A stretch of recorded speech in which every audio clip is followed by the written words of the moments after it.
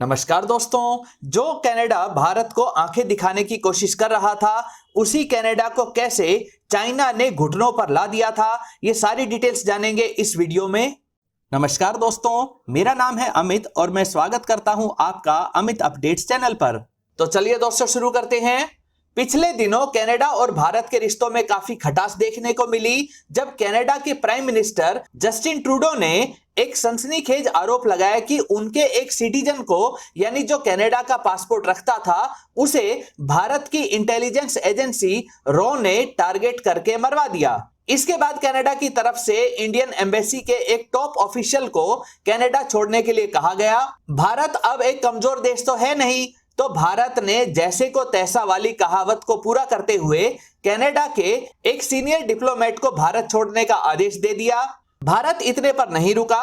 Canada के citizens के लिए फिलहाल के लिए भारत का वीजा देने पर रोक लगा दी गई। साथ ही भारत में कनाडा की एम्बेसी के मेंबर्स की संख्या भी कम करने के निर्देश दे दिए। दोस्तों, जैसा मौजूदा समय में भारत और कनाडा के बीच एक खास मामला चल रहा है, इसी तरह का एक किस्सा कनाडा और चाइना के बीच भी हुआ था। उसकी डिटेल्स जानते हैं। ये है मेंग वेंजऊ। ये Chinese telecom giant Huawei company की डेप्यूटी चेयर ऑफ बोर्ड हैं और साथ ही हुआवे की चीफ फाइनेंशियल ऑफिसर भी हैं। हुआवे कंपनी की शुरुआत इनके पिताजी ने ही की थी। 1 दिसंबर 2018 के दिन मेंग वेंजऊ कनाडा के वैंकूवर इंटरनेशनल एयरपोर्ट पर उतरती हैं। उन्हें उसी टाइम पूछताछ के बहाने रोक लिया जाता है और 3 घंटे तक रोककर फाइनली अरेस्ट कर लिया जाता है। क्यों? क्योंकि अमेरिका के डिपार्टमेंट ऑफ जस्टिस ने ऐसा करने को कहा था। ऐसा इसलिए क्योंकि हुआवे कंपनी की एक सब्सिडरी कंपनी है स्काईकॉम, जो ईरान में काम करती है। तो इस सब्सिडरी कंपनी के साथ कुछ फाइनेंशियल ट्रांजैक्शंस किए गए थे जो अमेरिका को पसंद नहीं आए। बिजनेस कंपनीज के साथ तो पैसों का लेन देन होता ही है, तो प्रॉब्लम कहां थी? प्रॉब्लम यह थी कि अमेरिका ने ईरान को पूरी तरह से बर्बाद करने के लिए ईरान के ऊपर बहुत सारे इकोनॉमिक सैंक्शंस लगा रखे थे। क्यों लगाए थे ये सैंक्शंस? क्योंकि ईरान न्यूक्लियर हथियार बनाने की कोशिश कर रहा था। तो इसमें गलत क्या है? खुद अमेरिका के पास तो हजारों न्यूक्लियर हथियार हैं और उन्होंने ही सबसे पहले इनका इस्तेमाल जापान के ऊपर किया था। तो अमेरिका खुद ऐसे न्यूक्लियर हथियार रखते हुए ईरान को ऐसे हथियार बनाने से कैसे रोक सकता है? रोक नहीं सकता, बल्कि रोक देता है, क्योंकि अमेरिका सुपर पावर है। जो उसकी मर्जी के अनुसार नहीं चलता है, उसको इकोनॉमिक सैंक्शंस लगाकर बर्बाद कर दिया जाता है, जैसे ईरान और वेनेजुएला को किया गया है, या सीधा अटैक करके बर्बाद कर दिया जाता है, जैसे इराक और अफगानिस्तान को किया।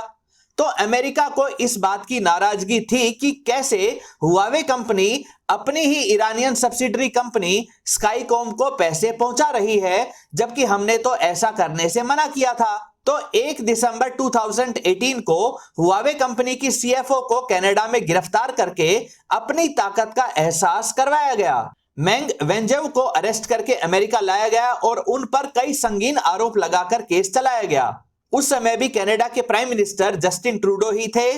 यह भी तब किया गया जब हुआवे की सीएफओ मेंग वेंजऊ के पास कनाडा का परमानेंट रेजिडेंसी स्टेटस भी था। उनके पास कनाडा के वैंकूवर में 2 घर थे। उनके 3 बच्चे वैंकूवर के स्कूल में ही पढ़े थे। उनके हस्बैंड भी वैंकूवर में ही काम करते थे। लेकिन यहां एक बड़ी गलती यह कर दी गई कि जिसे पकड़ा था वो चाइनीज सिटीजन थी। चाइना ने कनाडा के 2 सिटीजन जो उस समय चाइना में थे, उन्हें पकड़ा और जेल में डाल दिया। इन 2 कैनेडियन सिटीजन्स माइकल कोवरिग और माइकल स्पेवोर को 1020 डेज चाइनीज जेल में बिताने पड़े। उनके ऊपर जासूसी और खुफिया जानकारी हासिल करने का आरोप लगाया गया। इन आरोपों के तहत कम से कम 10 से 15 वर्षों की सजा तो उन्हें चाइना में काटनी ही पड़ती। कनाडा, अमेरिका, सबको पता था कि ये 2 माइकल बेकसूर हैं, इन्होंने कुछ नहीं किया।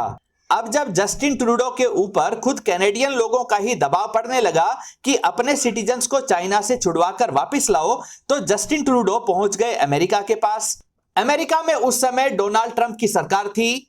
आखिरकार उनके कहने पर ही तो कनाडा ने चाइनीज सिटीजन को अरेस्ट करने का काम किया था। लेकिन ट्रंप साहब ने जस्टिन ट्रूडो को साफ कह दिया कि बिना लेन देन के और बिना अमेरिकी फायदे के वो चाइना से बात नहीं करेंगे।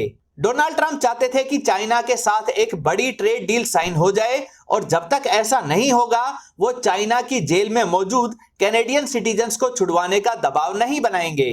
थक हारकर कनाडा को खुद ही चाइना से पर्दे के पीछे की डील करनी पड़ी। हुआवे कंपनी की सीएफओ के ऊपर इतने बड़े बड़े संगीन आरोप लगाए गए थे, लेकिन अचानक उन्हें छोड़ दिया गया और चाइना की फ्लाइट में बिठा दिया गया। ठीक उसी दिन चाइना ने भी इन 2 कैनेडियन लोगों को रिहा कर दिया और कनाडा की फ्लाइट में बिठा दिया।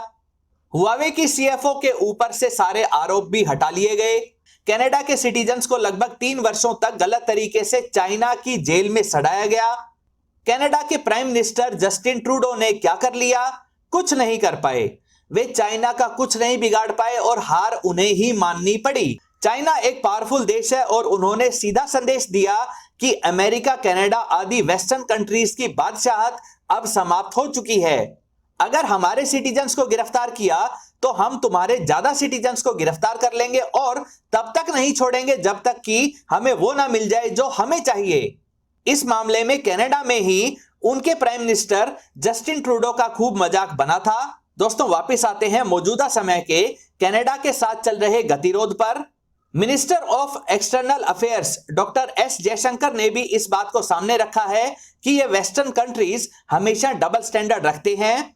उन्हें अगर किसी से बदला लेना हो तो जरा जरा सी बात पर कई देशों को बर्बाद कर चुके हैं। जब 40,000 कैनेडियन आर्म्ड फोर्सेस के मेंबर्स अफगानिस्तान में ड्रोन अटैक कर रहे थे, जिसमें आतंकवादियों के साथ साथ आम निर्दोष लोग भी मारे जा रहे थे, तब उन्हें यह ख्याल नहीं आया कि अफगानिस्तान में घुसकर ऐसा क्यों कर रहे हैं। क्या अफगानिस्तान एक सोवरेन कंट्री नहीं था? फिर उनके सिटीजन्स को क्यों मारा जा रहा था? जैसे ही एक आदमी कनाडा में मारा जाता है तो अचानक कनाडा को याद आता है कि ये तो उनके देश की संप्रभुता यानी सोवरेनिटी पर अटैक है। वो भी तब जब ऐसे बहुत सारे आतंकवादियों की लिस्ट उनके क्राइम्स के सबूतों वाले डोजियर्स कनाडा की सरकार को दिए गए थे। लेकिन क्योंकि कनाडा की मौजूदा सरकार गठबंधन वाली कोएलिशन गवर्नमेंट है, जिसे सत्ता में रहने के लिए उस ग्रुप का सहयोग चाहिए जो भारत विरोधी एक्टिविटीज को सपोर्ट कर रहे हैं, तो इन डोजियर्स पर कोई कार्रवाई नहीं की जाती है। जब कनाडा में बैठकर कुछ लोग खुलेआम भारत देश के टुकड़े करने की बात करें तो उस समय कनाडा के प्राइम मिनिस्टर को यह याद नहीं आता कि भारत भी एक संप्रभुता यानी सोवरेनिटी वाला देश है। दोस्तों, कनाडा में जो लोग भारत से माइग्रेट करके जाते हैं, उस मामले में कनाडा भारत पर कोई एहसान नहीं कर रहा है।